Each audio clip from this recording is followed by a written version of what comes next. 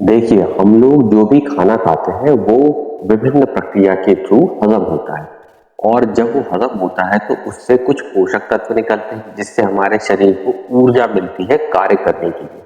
और एक और चीज होती है जो कि जो विजातीय तत्व है वो मल द्वारा विसर्जित हो जाते हैं। लेकिन होता क्या है, किसी भी कारण से खाना मान लीजिए ठीक से हजम नहीं हो पाया। अब हजम नहीं हो पाया तो वो पोषक तत्व भी नहीं मिल पाए। पोषक तत्व नहीं मिले तो भाई क्या हुआ कि हमारे शरीर को ऊर्जा में कमी रहती है, बड़ी थकान महसूस होती रहती है।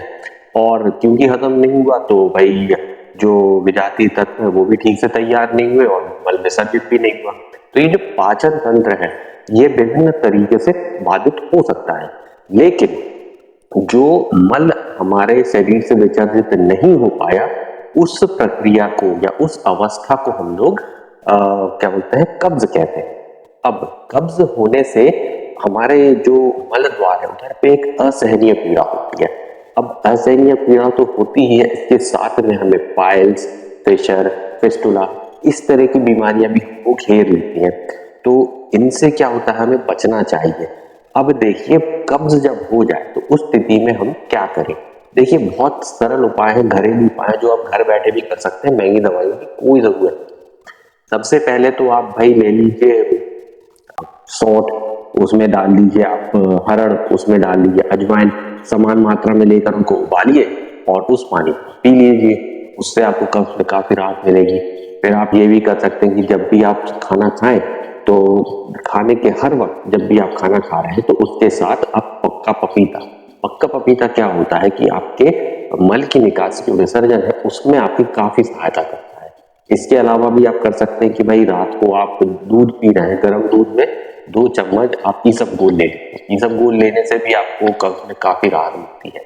और साथ में आप ये भी कर सकते हैं कि भाई सौंठ, काली मिर्च और पीपल, सौंठ, काली मिर्च और पीपल, इन तीनों को आपने मिलाया, उनका बना लीजिए चूरन और उस चूरन को आप एक एक चम्मच सुबह शाम ले सकते हैं। इससे देखिएगा आपको कब्ज में काफी हद तक राहत मिल रही है। अब भाई ये तो हो गया जो हम इलाज कर सकते हैं। अब सबसे प्राइमरी चीज है, वो खाना खा रहे हैं, खाना भोजन जब हम ग्रहण करते हैं तो उसकी क्या पद्धति है, उसका क्या प्रोसीजर होना चाहिए।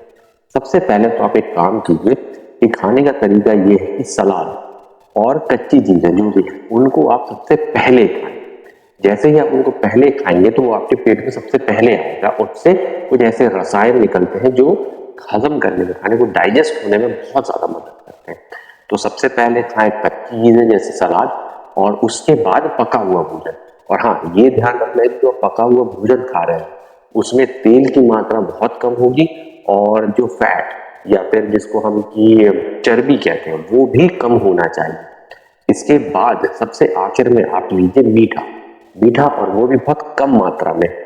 अब इससे क्या होता है कि हमारे जो रसायन पैदा हो रहा है वो हाजमे में, हमारे हजम की पाचन तंत्र को मजबूत करता है और उससे हजम हो सकता है। ये तो चीजें हुई हमने जो दवाइयाँ औषधियाँ हैं, घरेलू औषधियाँ और जो खाने का पद्धति है। अब इसके बाद जो सबसे जरूरी चीज है वो होती है कि हम अपने शरीर को चलायमान रखें। बहुत लोग हैं कॉर्पोरेट काम करते हैं, इस तरह के कामों में होते हैं, हमको बैठने की जरूरत होती है तो लगभग 8 से 10 घंटे बैठे ही रहना होता है, तो उनके शरीर को वो वर्कआउट नहीं हो पाता। तो कोशिश करें कि सुबह उठकर कम से कम 40 मिनट तक योगाभ्यास, वर्कआउट, प्राणायाम ये चीजें जरूर करें। अब योगाभ्यास करने के लिए सबसे अच्छी जो जगह है वो है शरद स्मृति संघ, मास्टर पाड़ा, बारिकपुर। यहाँ पर ऑनलाइन और ऑफलाइन दोनों माध्यमों से योगा सिखाया जाता है। पूरी जानकारी मैं आपको डिस्क्रिप्शन में आपको दे दूंगा, तो आप वहां से सारी डिटेल ले सकते हैं। तो जो भी उपाय मैंने अभी आपको बताया उन सबको आप नोट कर लीजिए। नोट करने से आपके पास ये हमेशा के लिए रहेगा। और इस वीडियो को कर दीजिए लाइक, चैनल को कीजिए सब्सक्राइब, ताकि आगे भी मैं जो उपाय आप लोगों को बताऊं वो आप लोगों के पास लगातार निरंतर पहुंचते रहे। अगर आपको कोई भी समस्या सेहत से जुड़ी हुई या किसी भी तरह की कोई समस्या रहती है तो उसको आप कमेंट करके बताएं, मैं उसका भी समाधान करने की कोशिश करूंगा।